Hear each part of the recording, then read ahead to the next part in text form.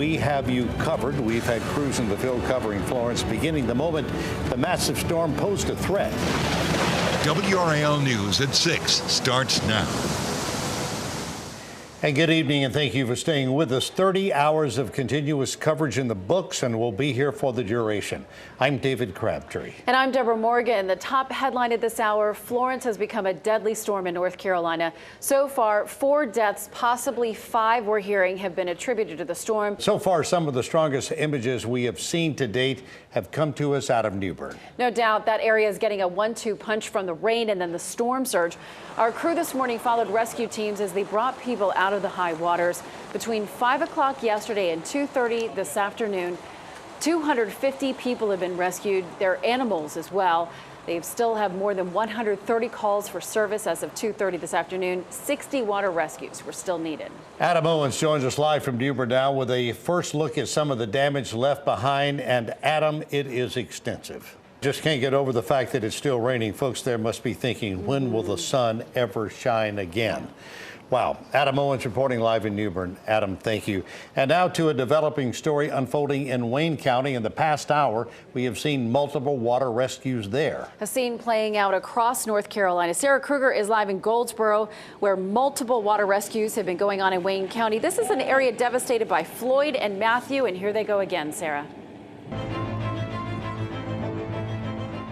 David, Jeff, and I have stepped out of the studio to bring you stories from the communities we call home. And Deb, I'm here in Cumberland County in Fayetteville along the Person Street Bridge just over the Cape Fear River, century after century, and it's something that just will forever be with us.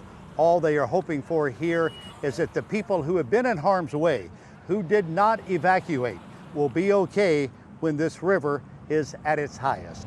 Deb, we send it over to you in Lillington.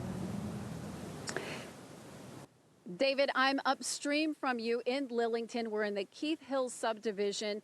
The people, I'm standing in their backyard, they have evacuated to Johnston County, so they are getting out of here. A lot of people in these houses right along the Cape Fear River have decided to leave.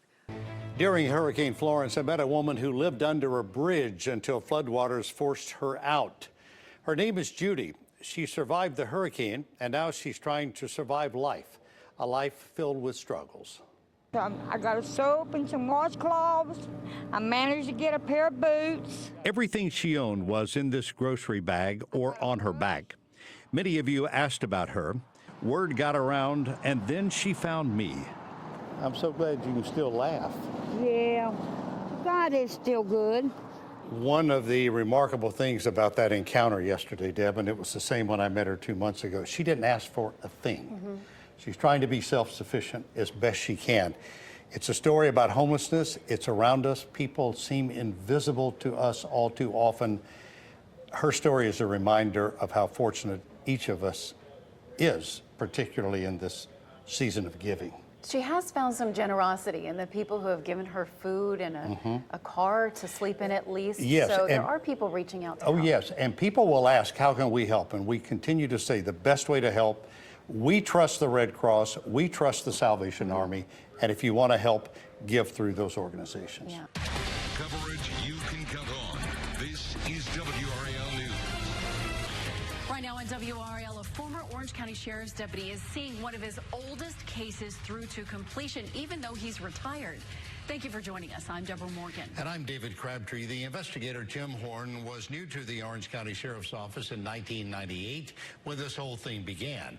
Now, earlier this year, just as he was retiring, those remains were identified as Bobby Witt and connected to a family who didn't know he had died.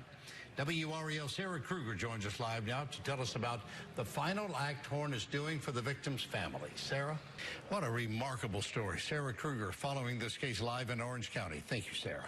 A typical Tuesday, no such thing for law enforcement officers. Clayton Police Officer Phillips helped to capture a peacock today. The Clayton Police Chief thinks this is a wild peacock that was knocked out of a tree during last night's storms. Is that the peacock that was here when we went with NBC? It may have been. Do you remember the name of that peacock? Ella? Ella? Tim? Was it Ella? Something with an E. Yes. Ella left a lot Wilma. for us. Wilma. Wilma. I think it was Wilma. Wilma, the Yes. peacock. Yes. Well, Wilma, She if likes that's you, grapes. come on home. Yeah, I We'll know. put you in the lobby. I know. Right. Set her up right here. Coverage you can count on. This is WRAL News. Later this afternoon, you can see it, you can hear it. We're talking about round 2, the hail with that telltale sound, smashing windows on cars and on homes, adding to all the destruction of today. With that, we thank you for joining us. I'm David Crabtree. And I'm Deborah Morgan. Officials in Wake County say they fielded 60 calls for help in an hour as the first wave of this storm plowed through this morning.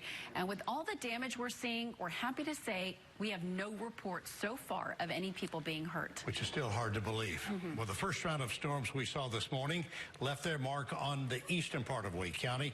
Damage reports stretched across about 7 or 8 miles.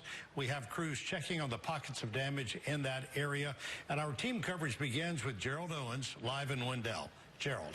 We were seeing a lot of damage to roofs, trees down on homes, power crews that are there trying to get the power back on. The response from first responders today, as well as power crews, everyone has been just mind-blowing because it has been so quick and so thorough to help people get back in their homes. And we are seeing these large trees down, the hail that we've seen today, too. It's been quite an incredible day. The damage was less intense in some areas, more widespread in other areas because it impacted cars, homes, and businesses. Casey Cunningham joining us live now from Garner, where the hail caused plenty of problems. Casey, time to take a deep breath and regroup. Casey Cunningham live in Garner. Casey, thank you. Well, excitement is building now as crews are gearing up for the Dreamville Festival in Raleigh this weekend. That festival is the creation of rapper and Fayetteville native J. Cole, who is headlining at Dorothea Dix Park on Saturday. Now, keep in mind, parking could be trouble. More than 10,000 parking spaces are available, but more than 35,000 people are expected for the festival.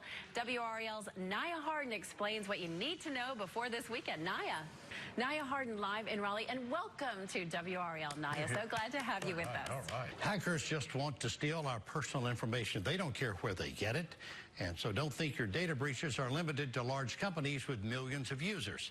5 on your side's Monica LaLiberty has a tech warning about how small businesses, maybe some of you frequent or one where you work, are being hit.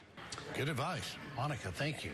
Changing those passwords often confuse me, too, because I then tend to forget what my password is. But I have to admit, that cascade of chocolate there, That makes everything I better. didn't see anything else after that. Didn't hear anything. My mouth is watering. Yeah. Focused on the chocolate. That looked very good. And how about these dogwoods in full bloom? Where else? In Fayetteville, the city of dogwoods. Boy, they look just perfect. Meteorologist Mike Mays joins us from the Weather Center. Nice today, Mike, but we will have a break from this beautiful weather tomorrow, right? Yeah, we're calling our weather hiccup for the day tomorrow. And thank you for joining us. NBC Nightly News is up next. Join us tonight, Farm News at 10 on Fox 50 and at 11 here on WRAL. Have a great night.